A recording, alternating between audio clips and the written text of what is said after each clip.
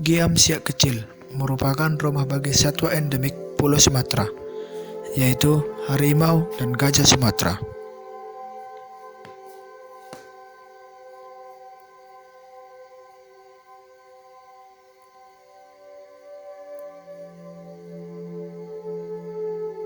Secara umum, kondisi populasi gajah Sumatera semakin menurun, seiring dengan lajunya perubahan fungsi hutan di Sumatera.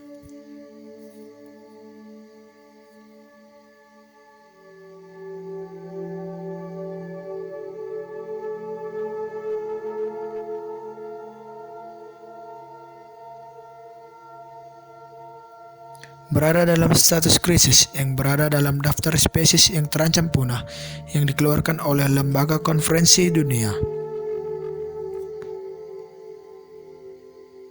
Sementara di Indonesia, gajah Sumatera juga merupakan satwa yang dilindungi menurut Undang-Undang Nomor 5 Tahun 1990 tentang konservasi sumber daya hayati dan lainnya.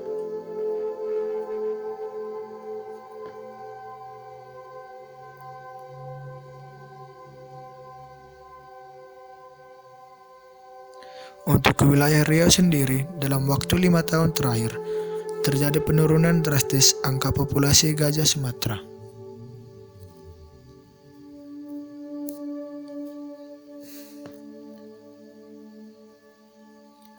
Hal ini disebabkan semakin banyaknya penebangan hutan yang tidak terkendali dan menjadi ancaman utama bagi gajah karena kehilangan habitat utamanya secara perlahan-lahan.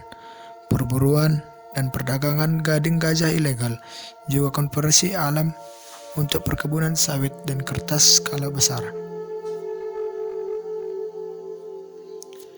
Penyusutan habitat satwa hewan besar ini memaksa gajah Sumatera masuk wilayah penduduk sehingga memicu konflik manusia dengan gajah yang berakhir dengan kerusakan lahan kebun, harta benda, dan kematian gajah serta kematian manusia. Gajah Giam Siak Kecil 90% bertahan hidup di hutan tanam industri atau HTI, milik perusahaan yang berdampingan dengan hutan cagar biosfer, tepatnya berada di selatan cagar biosfer Giam Siak Kecil. Hidup di hutan sekunder dan primer yang tersisa di wilayah hutan tanam industri, dan tak jarang mereka melintas wilayah desa-desa yang berada di sekitar tanam industri.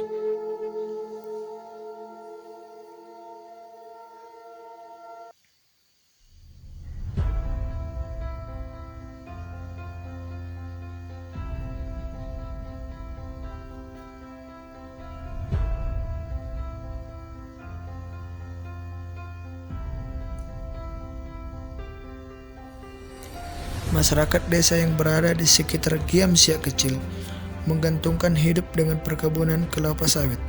Sedangkan kelapa sawit merupakan tanaman yang digemari oleh gajah Sumatera, sehingga menimbulkan tumpang tindih kepentingan yang berakibat konflik di antara kedua belah pihak.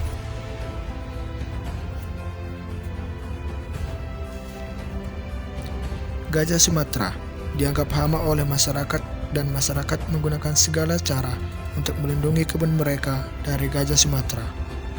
Tak jarang, masyarakat melakukan tindakan yang melanggar hukum seperti racun dan jerat yang berakhir kematian terhadap gajah Siam Kecil.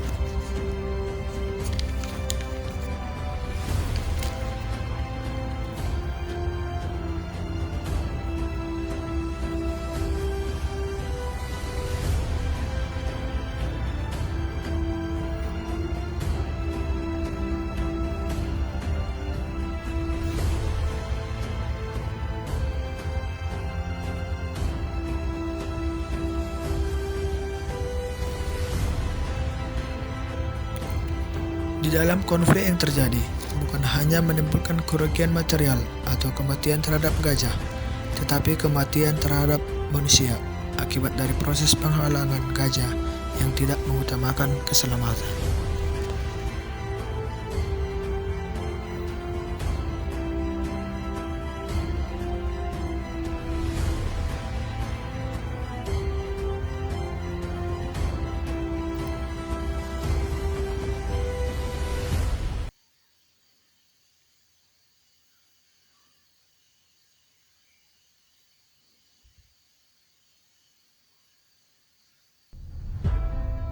Untuk mengurangi konflik gajah dengan manusia, terimbas Yayasan Gulantara selaku lembaga konservasi yang bergerak dalam upaya perlindungan satwa telah melakukan upaya-upaya untuk menekan konflik gajah dan manusia di Giam Siak Kecil. Di antaranya patroli dan monitoring untuk memastikan pergerakan arah dari gajah Sumatera. Metode ini dilakukan sebagai langkah awal untuk pendekatan persuasif kepada masyarakat desa terutama yang terdampak konflik dengan gajah.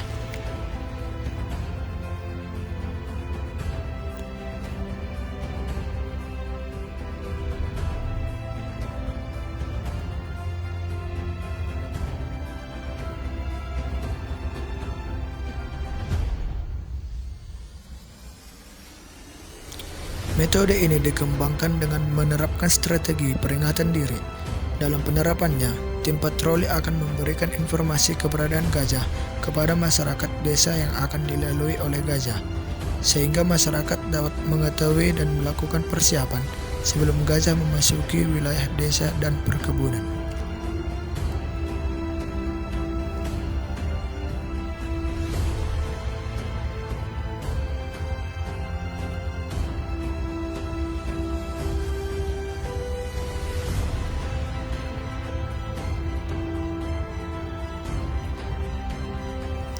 Selain melakukan kegiatan patroli dan monitoring, Rimba Satwa Foundation atau RSF juga melakukan pendampingan kepada masyarakat dalam penggiringan kelompok gajah dari kawasan kebun masyarakat yang diharapkan dengan adanya tim RSF di kawasan Giam Siak Kecil dapat mengurangi kerugian masyarakat dan memperkecil kemungkinan masyarakat melukai gajah baik dengan racun, jerat, ataupun cara lain yang membahayakan gajah Giam Siak Kecil dan keselamatan dari manusia.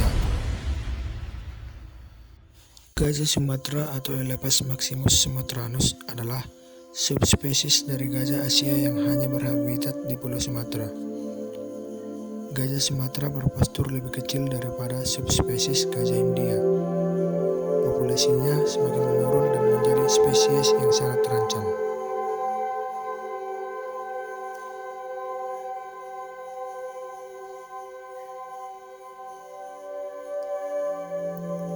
Ciri-ciri gajah Sumatera sebagai berikut.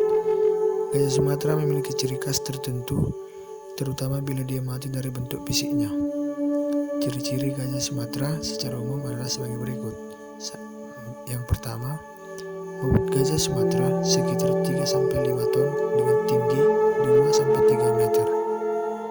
Yang kedua, kulitnya terlihat lebih terang dibanding gajah Asia lain dan di bagian kupingnya sering terlihat depigmentasi, terlihat seperti flek putih kemerahan.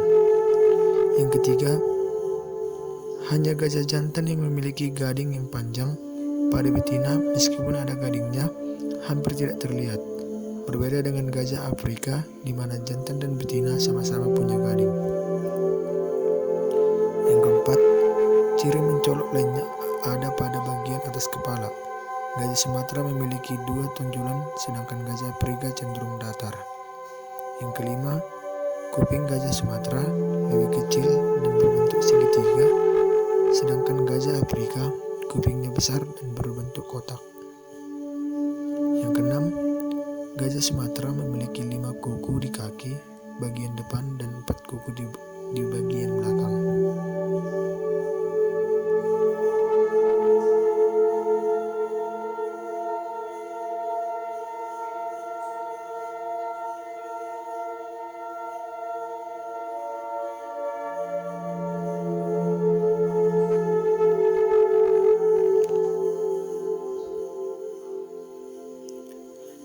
Gajah Sumatera hidup di hutan-hutan dataran rendah di bawah 300 meter dpl, tapi juga sering ditemukan merambah ke dataran yang lebih tinggi.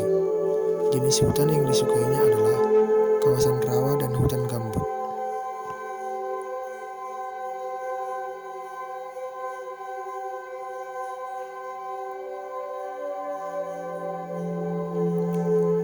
Populasinya terkenal di 7 provinsi, termasuk Nanggro Aceh Darussalam, Sumatera Utara, Riau, Jambi, Bengkulu, Sumatera Selatan, dan Lampung. Gajah Sumatera memakan rumput-rumputan, daun, ranting, umbi-umbian, dan kadang buah-buahan. Setidaknya terdapat 69 spesies tumbuhan yang bisa dijadikan pakan gajah. Tumbuhan tersebut terdiri dari 29 kelompok rumput-rumputan dan 40 kelompok tanaman non-rumput. Gajah Sumatera diketahui lebih suka mengambil rumput-rumputan.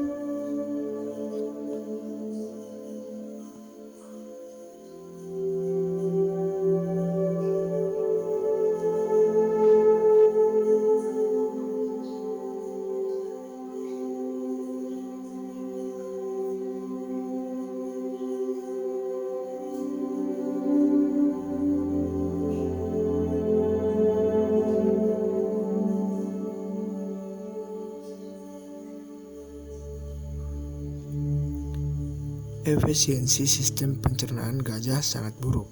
Hewan ini bisa mencabut fesesnya setiap 1 jam sekali. Tidaklah heran bila dalam sehari gajah Sumatera memerlukan makan hingga 230 kg atau setara dengan 5-10% dari bobot tubuhnya. Sedangkan untuk minum dibutuhkan 160 liter air setiap hari. Di musim kemarau, gajah Sumatera bisa mendapatkan air di dasar sungai yang mengering hingga kedalaman 1 meter.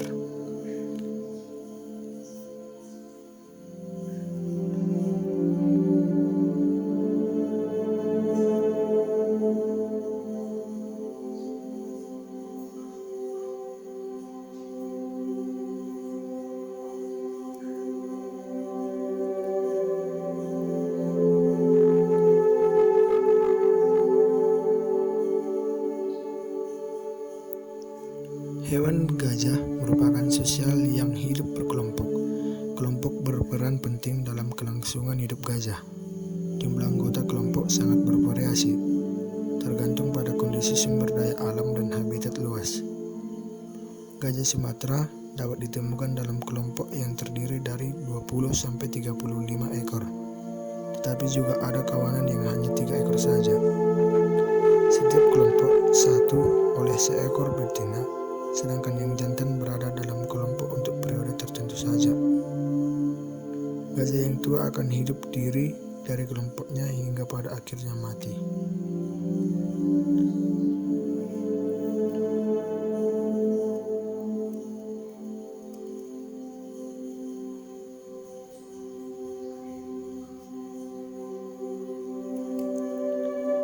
Gajah Sumatera sangat peka dengan bunyi-bunyian. Perkawinan dan berkembang biak, gajah membutuhkan suasana yang tenang dan nyaman. Suara alat-alat berat dan gergaji mesin sangat mengganggu perkembangan daripada gajah Sumatera. Perubahan fungsi kawasan hutan di Giam Siak kecil menjadi lahan pertanian, perkebunan, dan pemukiman merupakan faktor utama terjadinya konflik manusia gajah.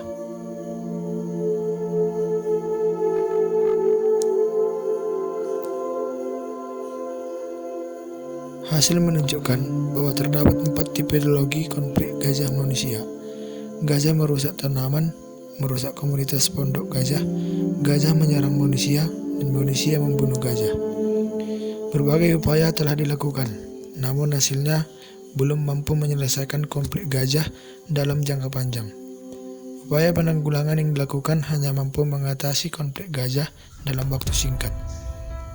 Akibat dari konflik manusia gajah tersebut mengakibatkan kerugian ekonomi baik secara langsung maupun tidak langsung.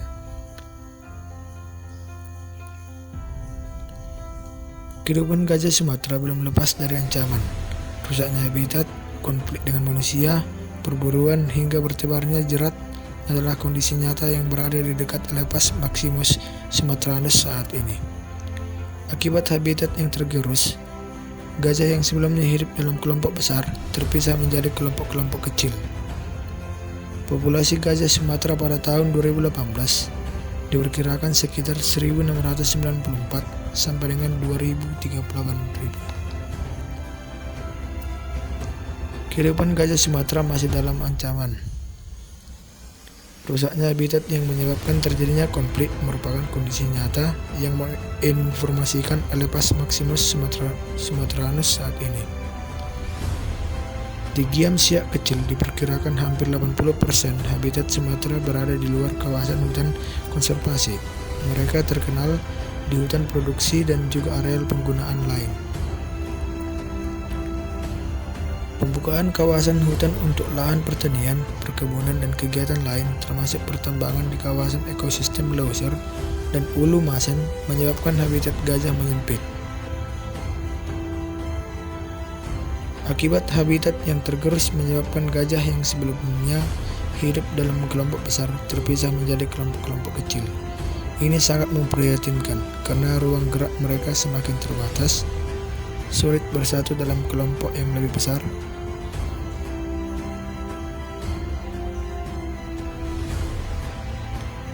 Ada kelompok-kelompok yang tunduk pada 20 individu, namun kelompok yang ditentukan sangat sedikit.